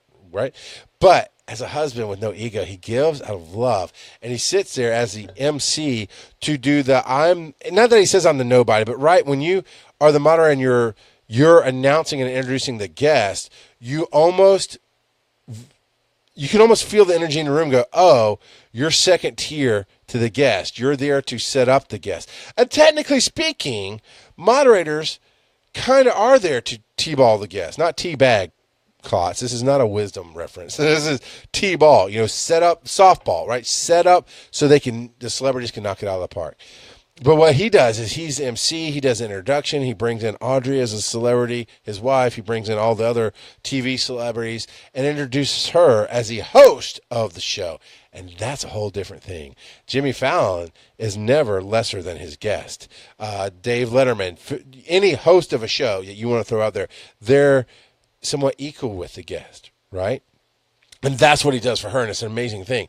Well, before that happens, things are going on. We're filling the room, and I'm there to kick off the room. And I take charge like I do. And I tell, as Hammond and it might have been Andrew, I don't remember who was with me exactly there. I said, okay, here's what we're going to do. Hammond, you're going to go stand in the middle. We're going to steer everybody to either side of the wall, come down and come all the way into the middle. And I just kept making that announcement, and Hammond was guiding people because people have a tendency in life to sit wherever the fuck they want, which means all of a sudden you got one empty seat on the end of the row, one empty seat in the middle, and 2 people sitting there, and now you got to split people up. So at DragonCon, we say, move in, in the smaller rooms, it's whatever. And if there's empty seats, we say, hey, raise a hand if you got an empty seat, because we will get some standing room only panels. And we'll get some panels we have to shut the door so no more people can come in. Sorry. But in the big panels, it's always move all the way into the row. You got to, because we've got 1,000 people coming into this room. You have to move in. So we were doing that announcement, this and that and the other. And I had a microphone just to make the announcements, right? Because I am there for Audrey. And I know they're going to do an amazing thing. And I am out of the way. I'm simply backstage, if you will. I'm simply the hand. I'm here to help you make this the best possible panel you can make it. And so I'm sitting there doing the announcements, and Audrey comes through. I'm like, I didn't do that. I said, all right. I started to set her. I was going to set her up and hand it off the microphone to her. And she comes by and goes, I need 5 more minutes. And kept on going. I went, okay. Now what? Do we let people sit here and stare at the screen, which is not something I ever do? Oh, my God. Fucking it's Beetlejuice, isn't it? I said botch 3 times, and I mentioned Phil 3 times, and the motherfucker shows up. I'm sorry, Klaus. I shouldn't have done the Beetlejuice thing. It's my bad. So, well, Phil, I talked about you earlier, and I'm not going to go back and talk about it again. But it was good. It was actually good. I liked it. It was awesome. So, but here's what happened. Is a give out of love, right? So I've always loved Audrey. I've always done everything I can help without ever asking for my name in lights or to be a part of it or anything like that. And all of a sudden, she moves through and says, I need 5 more minutes, which really was about 10 after all was said and done. And so the entertainer in me kicked in. I was like, all right. And by that point, everybody had pretty much sat down and said, okay, here's what's going on. We've got some more celebrities coming in. And I proceeded to shuck and jive and make shit up and pull awesome stuff out of my ass and make the crowd laugh. And I'm talking about, I should have done a goddamn selfie. I thought about it afterwards, like, how the fuck did I not, like, you know what? This is like a once-in-a-lifetime opportunity. Make it funny, goofy. But I'm going to take a selfie with everybody and have them cheering and stuff and do that. I didn't do that. I don't know why the fuck I didn't do that. But I didn't think of it till later. I should have goddamn did a selfie with it. I mean, this is a good 1,000-person crowd. And I'm biggest crowd I've ever played to. And they're laughing and they're responding. And this year, if I have to do that, I already have a story in mind. But I also didn't want to step on Audrey's toes. And we've talked about stuff since then. But I do it, and I'm just filling space. I'm the show opener, the comedian that goes on before the sitcom to get the crowd warmed up and laughing. That's ultimately where I fell. And I'm doing it, and I'm getting them. And Brian comes out and indicates they're ready. And so I just unceremoniously go, all right, here's Brian D. Bradley. And head over, and man, he did the nicest thing anybody could ever do. He's like, and a big thanks to the Rock Out of Podcasting, Charles McFall. Everybody give it up. Blah, blah. He's talking about how I took care of them. And it melted me, man. It was a place I never thought I would be. Never once dreamed visually this is what I would get to do. And I know it's a step to where we're going, but never dreamed just by giving instantly you can be rewarded. And it was an amazing experience. I still ended up doing back behind the scenes things for them. Didn't get to hang out with any celebrities, but that was okay. That was cool. Yeah, I kind of hoped that there would be an after party. I kind of hoped that Audrey would invite me to it. There was not, and she did not. So, but it's like, I gave and I got. It was amazing. And that's my DragonCon story of going from somewhere I never thought I would be to just trying to do a panel to now. This year I'm a volunteer again. I've gotten to work hand in hand with Brian Dunaway and learn all kind of things about how this works. And I got a lot of influence on the content and really shaping how the community is going to be informed and dealt with this year. Because of all the give that I've given, out of love, out of bettering the community, I got to ask for a selfish favor. And I told him up front, I was like, this is selfish. And I know it's self-serving. But I feel like I can bring a lot of awesomeness to DragonCon. Can we have a giant-sized team-up night? And he goes, absolutely. Absolutely. He goes, we give everybody a shot one time for sure. Because he didn't know all the shows on the thing. He goes, yeah, basically, and that's the truth about DragonCon. You get one shot. Chance to take. What's the Eminem song? Mom Spaghetti. Anyway, but no, you get a chance. Everybody eventually gets a chance at a panel. That puts in for it. And if you fuck it, you pretty much are never coming back. And there's been some people who fucked it and their names are on a do not return list, basically. Because we'll give everybody a first shot. And those who take care of us, we take care of them. So yeah, take your giant size team up night. And because of that, and I was very careful with it. I was very much never want to be too much me, too much us, right? I want a chance to promote my brand new baby network that's doing amazing work, and we're changing the world of geekdom and fandom and doing some great stuff. I want to, yes, Klotz, you can sleep on the rape couch if you'd like me to take care of you in the biblical sense. But because of everything I gave, he had no hesitation to say, absolutely, that's not, I mean, it is self-serving on the surface, but we know you. You'll bring great content. By all means, have a giant-sized team-up night. And this year, I even spread the love, right? So Tony P. Henderson of Geek Versus Week gets a panel to kick off giant-sized team-up night as a friend in the network, because I think what he does is great, and him and Casey and Betty are going to be there. And like, why have you not put in for a panel, asshole? He goes, well, I don't know. I was like, fuck you. I'm putting in your panel. You're going to do the show. He's like, okay. And I got him a great guest. I honestly, off the top of my head, I can't remember the guest, but I got him a great guest. I gave him a couple of options of guests, and they're like, yeah, let's do this one. Got it. Done. They got a celebrity guest. That was amazing. Because I got to involve myself and say, yeah, Dunaway, I will help you. What do you need? What do you need? How can I make your life better? I learned some things. And now, breaking the panel, we're going to have Kelly Sue DeConnick on our panel that night. I can't, DC something like that is going to be on Geek Versus Week. There was nobody I could think of for Pokemon Go. We're not going to have a guest there. But I've tried to get different guests for Boost and Phasers. Bosch, of course, no guest because you have a very set time frame and you're writing a one-off Dungeons and Dragons things, but that eventually you could have a guest. It's been amazing is what I'm saying. So, Geek Versus Week kicks it off, and then Pokemon Go podcast is going to do a show. And then because we have a change of schedule, we're going to get to do a panel that got put on the back burners of how, when, and why to join a network. And it's going to be including myself, one person each from the networks that are represented on the banner that we have this year. We're going to be there to talk about why they have a network, why they're on a network. Because Brian Dunaway is on the network. He doesn't run Frog Pants, but he's going to talk about why he joined it, how he sees the business of it.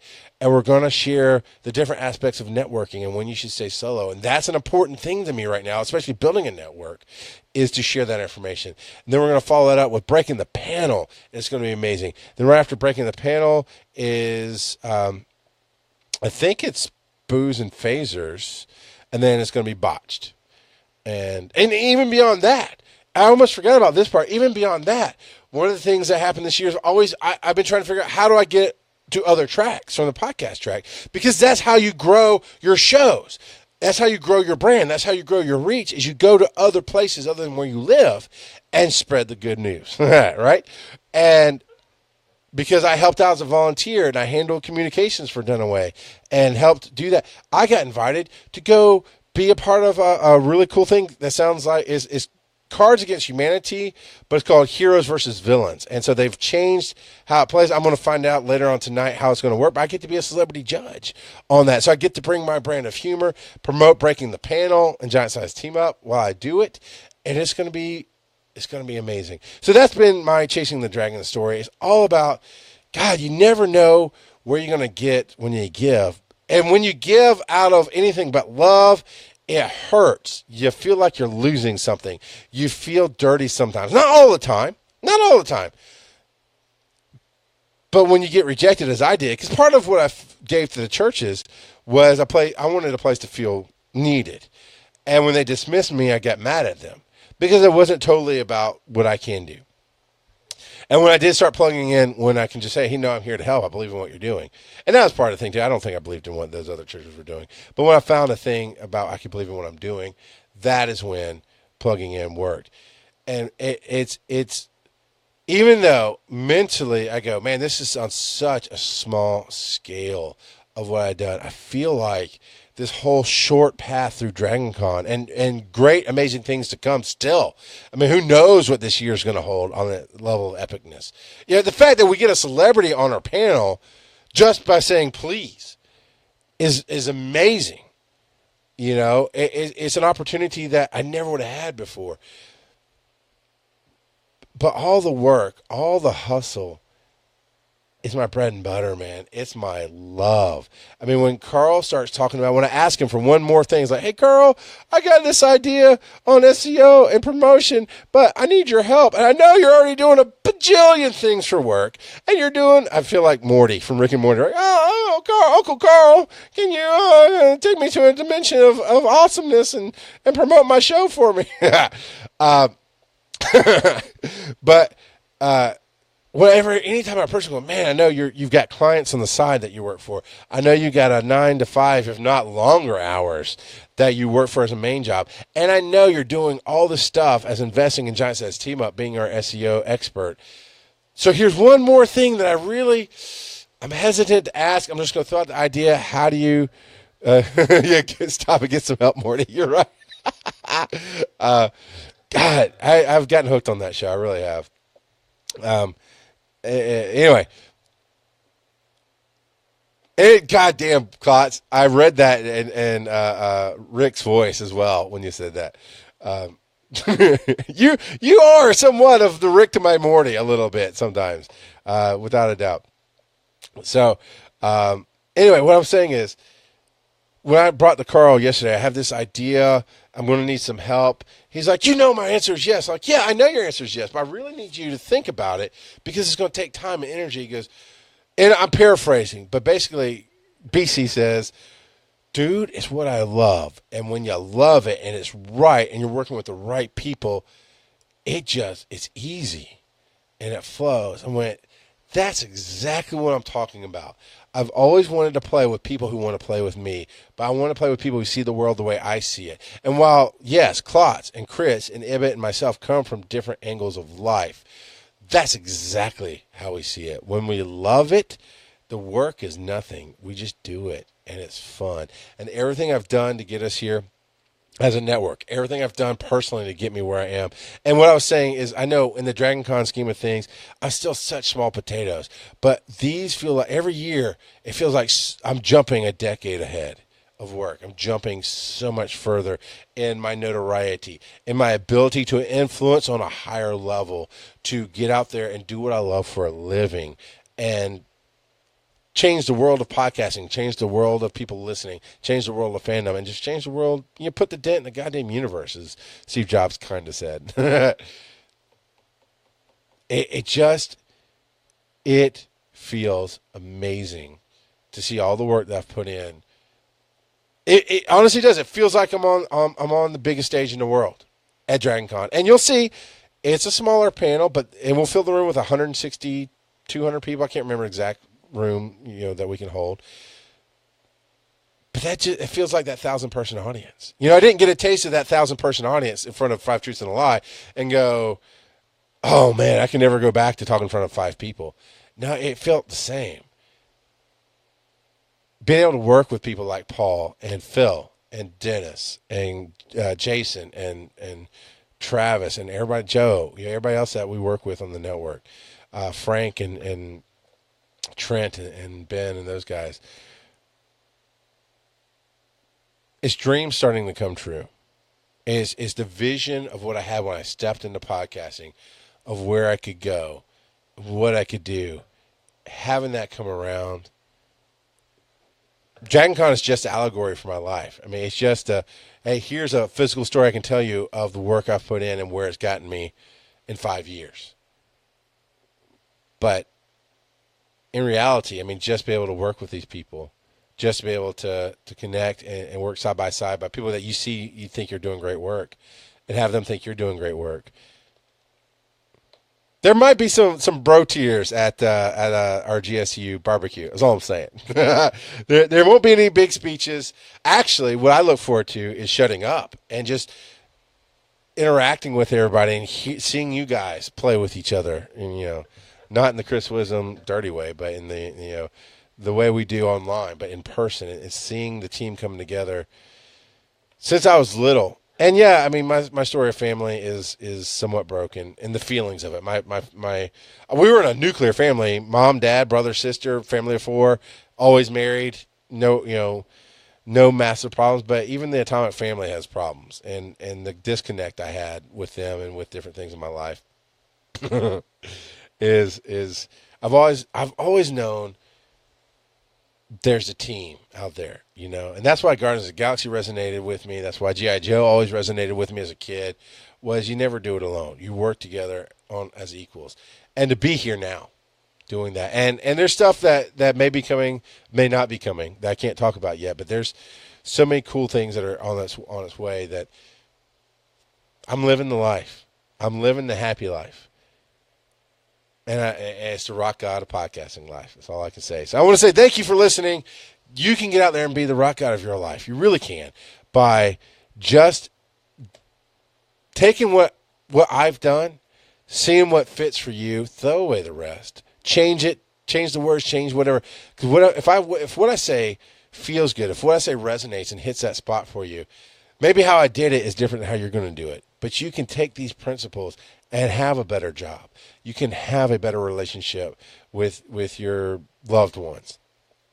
You can have the life that you want, as long as you never look at the life that you have. I mean, it's weird. It might be weird to say it that way, but that's the truth. I never look at the life I have. I mean, I almost want to apologize for my house when my boys are coming. I've got 6 grown-ass adults coming to stay at my place for DragonCon. I've got 4 others, 5, 6, 7, 8 other people that aren't staying here that, at least 6 of those 8 will come to my house. And I almost want to go, no, I live in a rundown neighborhood. I live in a low-rent neighborhood. My house is kind of shit. But then I go, no, that's not me. That's not me. When you come in, you're going to go, yeah, no, there's some nice stuff. You can see the parts. You can see the parts that are me, that are nice, and you can go, no, the rest of this is a rental. This is all temporary, and it's going to be the life, and it's what I've always wanted. Not just people who want to work with me, but people who want to hang out and play and be a part of the vision that I have. So I ramble on. I just, it does. It means so much to me that we're doing this stuff and that I get to be creepy to Carl. And God, man, I did a Walking Dead real life meme for him, and it's still one of my favorite moments ever. Carl, he still hasn't found what he's looking for. I never consider myself a comedian, so when I can make the people I enjoy laugh, especially the people who make me laugh, it means so much to me. All that jazz. I don't know, I ramble on. But that's the thing. The ultimate way to get the life you want is to love yourself, to focus on yourself. But God, in that paradox that is life, in the yin and the yang, or yin yang, because I grew up saying yin yang, and of course there's the yin yang twins, but I believe it's officially pronounced yin yang. In that balance, by loving yourself and putting yourself first and taking care of yourself, maybe it's just me, but in my life I automatically take care of others. I try to help others. I pay attention to what they need. I want it to shut up, Phil. About what God damn it, you threw me off. Phil wins the cookie of the show because he threw me off track of what I was saying. But you give out of love, and you can only give out of love when you love yourself. And when you love yourself, you use a lot of lotion. No, that was bad. That was wrong. That was creepy. Sorry. You live the life you want. That's all I'm going to say. All right. Hit me up. RGOP at charlesmcfall.com. You can use my personal email. I don't give a shit. bearcrawling@gmail.com. When I become a massive, huge-ass celebrity and get 1,000 emails a day, I'll just have a goddamn assistant take care of it, and we'll make a new email for the personal people that need shit done. So, yeah, bearcrawling@gmail.com. SpeakPipe, rockgoutofpodcasting.com has got the SpeakPipe right there on the side. Leave your voice message. If you're listening to this and you're voting for the Podcast Awards, please vote for me. I would really appreciate it. If you're listening to this and you're not voting for the Podcast Awards, thank you for listening. Share it with your friends. Promote the fuck out of this thing, 'cause I really think I need to touch. I see Klotz and Phil here, and I'm about to say, I think I need to touch more lives, and they're going to make some kind of bad joke about that, and rightfully so. Twitter's at RockGottaPod. Facebook, as you're seeing it live here, facebook.com/RockGottaPodcasting, and the podcast is Rock Gotta Podcasting on iTunes, Stitcher, and everywhere else you can find it. All right, I'm going to go take a rest for a while. Oh, you know what? I did not get my music going here, so let me do that. Get it playing. So I can fade this out and not have to edit the podcast at all. Yeah, that's muted there. So, there it is.